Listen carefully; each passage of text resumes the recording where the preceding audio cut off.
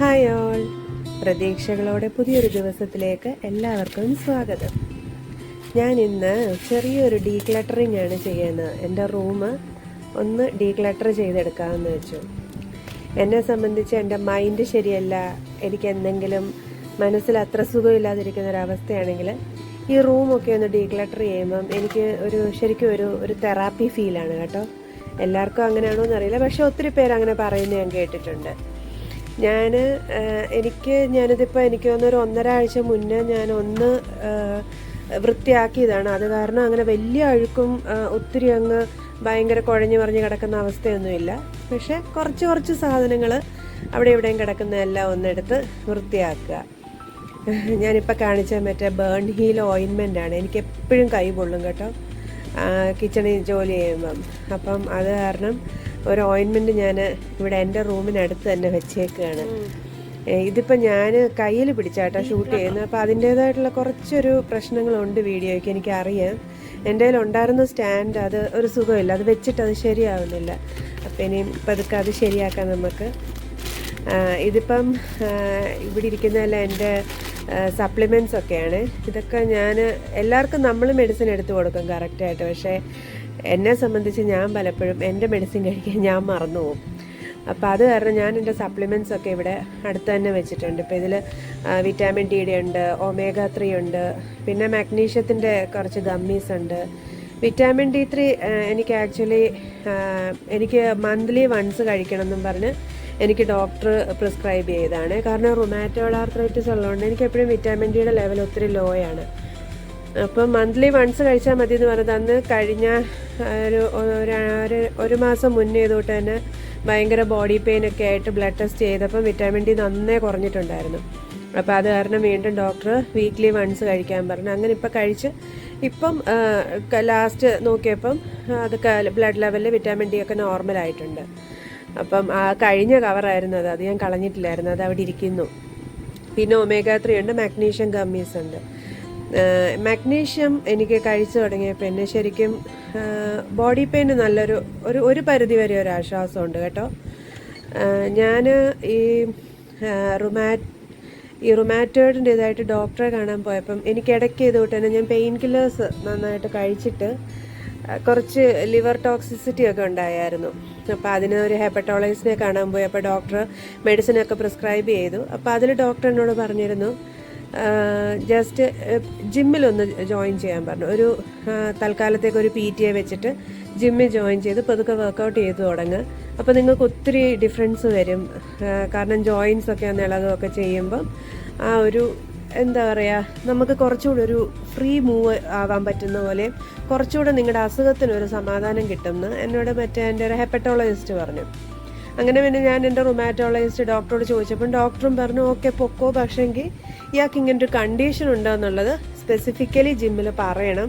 കാരണം സാധാരണ ഉള്ളവർക്ക് ചെയ്യുന്ന പോലെ എടുത്ത് പിടിക്കുക എന്നൊക്കെ പറഞ്ഞ് ചെയ്ത് കഴിഞ്ഞാൽ ചിലപ്പം പണിയാവും. അപ്പോൾ അതുകൊണ്ട് അങ്ങനെ ചെയ്യല്ലെന്ന് പറഞ്ഞു. അപ്പം ഞാനിപ്പോൾ ഒരു 1.5 വർഷമായി ജിമ്മിൽ പോയി തുടങ്ങിയിട്ട്. സോഫാർ വലിയ കുഴപ്പമില്ല എന്ന് പറഞ്ഞാൽ ഇടയ്ക്കുണ്ട് കേട്ടോ. അപ്പം 1.5 വർഷം കണ്ടിന്യൂസ് ഞാൻ പൊയ്ക്കൊണ്ടിരിക്കുകയൊന്നും അല്ലായിരുന്നു. ഇടയ്ക്ക് എനിക്ക് ഇൻഫ്ലമേഷൻസും അങ്ങനെ ഇങ്ങനെയൊക്കെ ഓരോ ഇഷ്യൂസൊക്കെ വരും. അപ്പോൾ ആ സമയം ഇതുകൊണ്ട് തന്നെ ജിമ്മൊന്ന് ബ്രേക്ക് എടുക്കും, ഒരാഴ്ച ബ്രേക്ക് എടുക്കും, റെസ്റ്റ് എടുക്കും.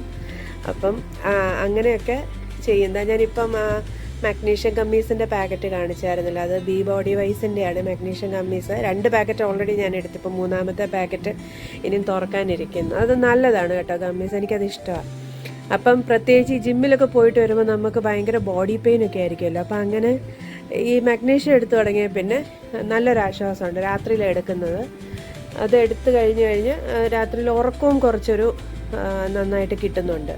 അപ്പോൾ അതുകൊണ്ട് അത് ഞാൻ ഒരിക്കലും മുടങ്ങാതെ എടുക്കുന്നൊരു സാധനമാണ്. പിന്നെ അടുത്തൊരു നോട്ട്ബുക്ക് വെച്ചിട്ടുണ്ടായിരുന്നല്ലോ എൻ്റെ ആ ടേബിളിൽ.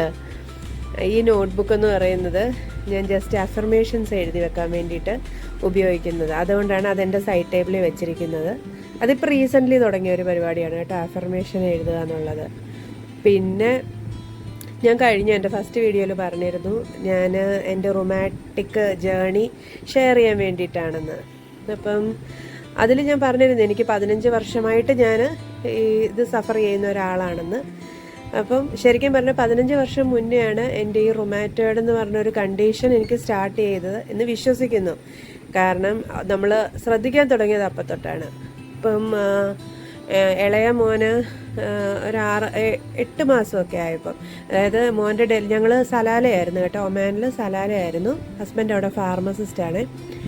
അപ്പം മോന് ഇവിടെ എൻ്റെ വീട് തിരുവല്ലയായിരുന്നു. അപ്പം മോൻ ജനിച്ച് കഴിഞ്ഞ് അവനൊരു 6 മാസമായി കഴിഞ്ഞപ്പം ഞങ്ങളങ്ങ് തിരിച്ച് സലാലയിൽ പോയി. അപ്പം എനിക്ക് മൂത്ത 2 മക്കളോടുണ്ട്, ഒരാണും ഒരു പെണ്ണും. അവർ ട്വിൻസാണ്. അപ്പം ഇവർ തമ്മിൽ 3 വയസ്സിന് വ്യത്യാസം. അപ്പം അന്ന് അവർക്ക് പറഞ്ഞ പോലെ തന്നെ രാവിലെ LKG ആണ്, അവർ KG സ്കൂളിൽ പോകണം. അപ്പോൾ ഇതുകൊണ്ട് ഒരു ദിവസം എനിക്ക് രാവിലെ എഴുന്നേറ്റ് കഴിഞ്ഞപ്പം ഈ കാല് തറയിലോട്ട് കുത്താൻ വയ്യ, ഉപ്പൂറ്റി തറയിൽ കുത്താൻ പറ്റില്ല. ഞാനിങ്ങനെ ബെഡിൻ്റെ വക്കിലും അലമാരിയുടെ വക്കിലും ഒക്കെ പിടിച്ചാണ് എഴുന്നേക്കുന്നത് പോലും.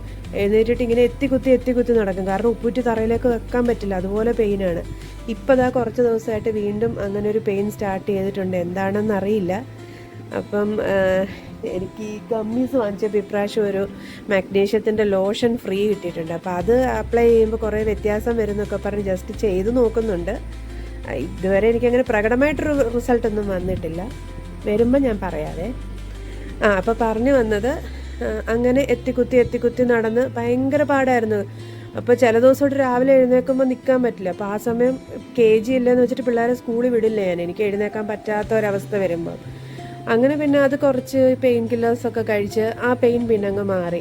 പിന്നെ ഓക്കെ, കുഴപ്പമില്ലാന്ന് വെച്ചു. അപ്പോൾ ഇടയ്ക്കിടയ്ക്കുണ്ട് ക്ഷീണം, വയ്യായിക, എപ്പോഴും ഇടയ്ക്കിടയ്ക്ക് പനി വരിക. അപ്പോൾ അതൊന്നും അവിടുത്തെ ക്ലൈമറ്റിൻ്റെ ആയിരിക്കും. ഞങ്ങൾ താമസിച്ച സ്ഥലം ഭയങ്കര തണുപ്പുള്ള സ്ഥലമായിരുന്നു. തണുപ്പ് കാലത്ത് ഭയങ്കര തണുപ്പും ചൂടുകാലത്ത് ഭയങ്കര ചൂടുമായിരുന്നു. അപ്പോൾ അതിൻ്റെ ക്ലൈമറ്റ് ചേഞ്ചൊക്കെ ആയിരിക്കും എന്നൊക്കെ വെച്ച് വിട്ടു. പിന്നെ ഇപ്പോൾ ഒരു ദിവസം ഇതുകൊണ്ട് രാവിലെ ചുമ്മാ ഇരുന്നപ്പോൾ ഇങ്ങനെ നോക്കിയപ്പോൾ എൻ്റെ ഇടത്ത് കയ്യിൽ ഈ ചൂണ്ടുവിരലും അപ്പുറത്തെ നടുവിരലും ഒരു ചെറിയൊരു വളവുണ്ടോയെന്ന് എനിക്കൊരു ഡൗട്ട്. അപ്പം ഞാനിതോട്ട് ഹസ്ബൻഡിനെ കാണിച്ചിട്ട് പറഞ്ഞു, ഇത് ചെറിയൊരു വളവുണ്ടെന്ന് എനിക്ക് തോന്നുന്നല്ലോ, എന്തെങ്കിലും പ്രശ്നമുണ്ടോ എന്നൊക്കെ ചോദിച്ചു. അങ്ങനെ ഞങ്ങളൊരു ഡോക്ടറെ കണ്ടു. അപ്പോൾ ഡോക്ടറെ കണ്ടപ്പോൾ ആദ്യം ഡോക്ടർ മറ്റേ ബേസിക്കായിട്ടുള്ള ESR CRP ഒക്കെ ചെക്ക് ചെയ്യാൻ പറഞ്ഞു. അതിലെല്ലാം നോർമലായപ്പോൾ ഡോക്ടർ തന്നെ കുഴപ്പമൊന്നുമില്ല, പേടിക്കാനൊന്നും ഇല്ലെന്ന് പറഞ്ഞു. അപ്പം വേറൊരു ഡോക്ടർ ഇതുപോലെ കണ്ടപ്പം എൻ്റെ വിരലിങ്ങനെ കാണിച്ചപ്പം പുള്ളി പറഞ്ഞു, ഇത് കണ്ടിട്ട് റുമാറ്റോയ്ഡ് ആണെന്ന് തോന്നുന്നു, കാരണം ചെറിയൊരു ഡീഫോർമാലിറ്റി പോലെ ഇപ്പം കാണിക്കുന്നത്. അപ്പം ഞങ്ങൾ പറഞ്ഞു ടെസ്റ്റൊക്കെ നോർമലായിട്ടാണ് വന്നേ എന്ന് പറഞ്ഞപ്പം ഡോക്ടർ പറഞ്ഞു, അത് ഒരിക്കലും ഇങ്ങനൊരു ടെസ്റ്റിൽ മാത്രം നമുക്ക് ഡയഗ്നോസ് ചെയ്യാൻ പറ്റുന്നതല്ലത്, അത് കുറച്ച് ആൻറ്റിബോഡീസ് ടെസ്റ്റൊക്കെ ഉണ്ട്, അപ്പോൾ അതൊക്കെ ചെയ്താലേ അറിയുള്ളൂ എന്ന് പറഞ്ഞു. അപ്പം ഞങ്ങൾക്ക് ശരിക്കും അവിടെ ആ ടെസ്റ്റുകളൊന്നും ഇല്ലായിരുന്നു അന്ന്. അപ്പോൾ ഞങ്ങൾക്ക് വെക്കേഷന് നാട്ടിൽ വരാനുള്ള ടൈമും ആയിരുന്നു.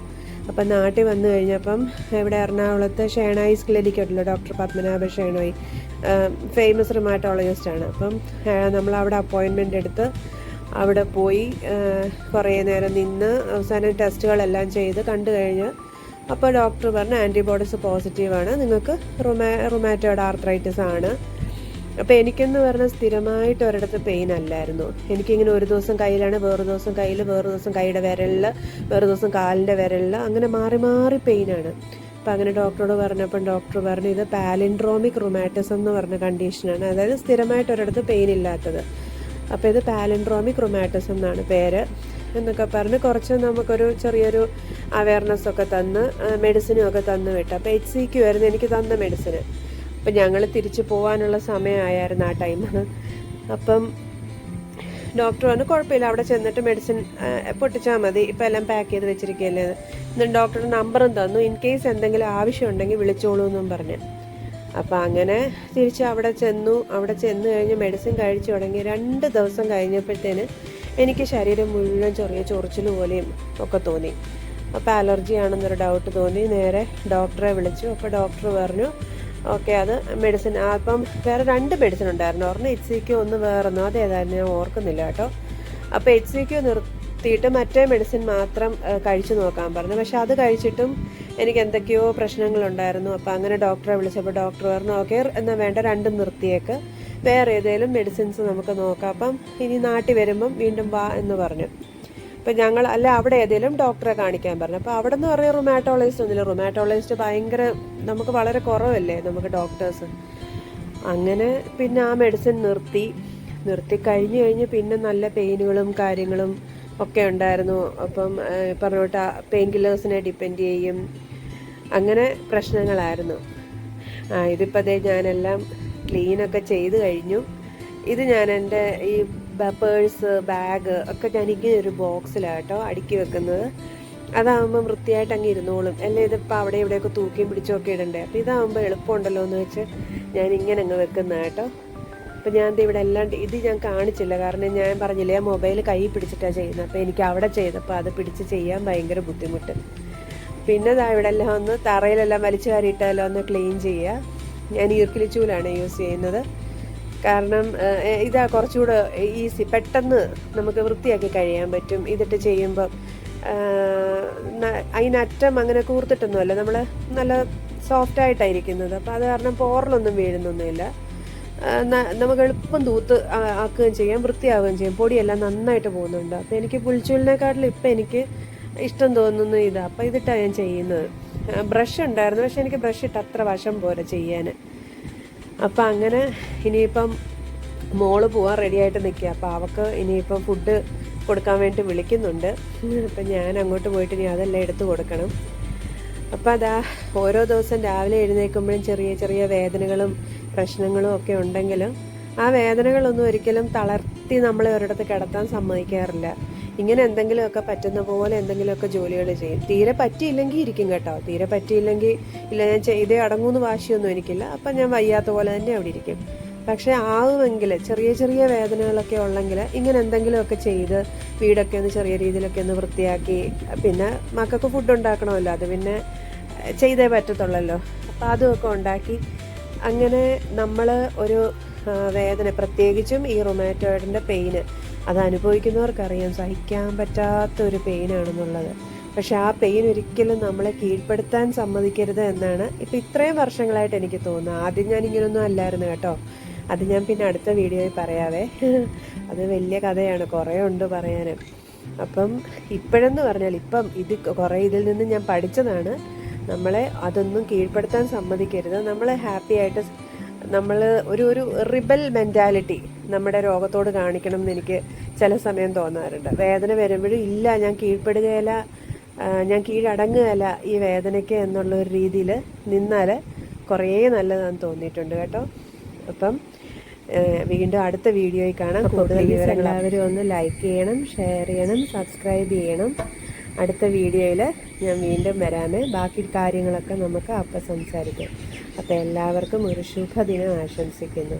പ്രതീക്ഷകളോടെ എല്ലാവരുടെയും ജീവിതത്തിൽ പ്രതീക്ഷകൾ നിറയട്ടെ എന്ന്. Bye, take care.